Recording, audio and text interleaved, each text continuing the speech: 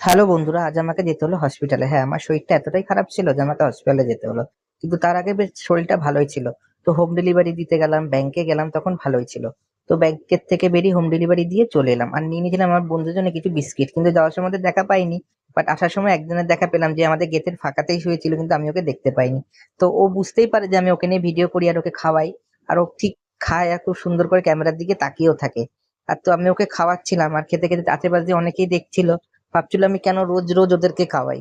আর অনেকে পছন্দ করে না, তো যে যাই হোক, কিন্তু আমি ওকে খাইয়েও দিলাম। তো এদিকে শরীরটা এতটাই খারাপ লাগছিল যে চলে এসেছিলাম হসপিটালে এমার্জেন্সিতে। তো উবেরে করেই পৌঁছে গিয়েছিলাম, কারণ আমার এতটাই মাথা ঘুরছিল যে হাঁটার ক্ষমতা ছিল না। তো এখানে এসে আমি ওপিডিতে ডাক্তারের জন্য ওয়েট করছিলাম। তো আমি ভেতরে ঢুকে এমার্জেন্সিতে বসে পড়ি। তো আর এখানে দেখুন দাঁড়িয়েও রয়েছি আমরা দুজন। তো এখানে ভেতরে গিয়ে দেখি হ্যাঁ ডাক্তারও চলে এসেছেন।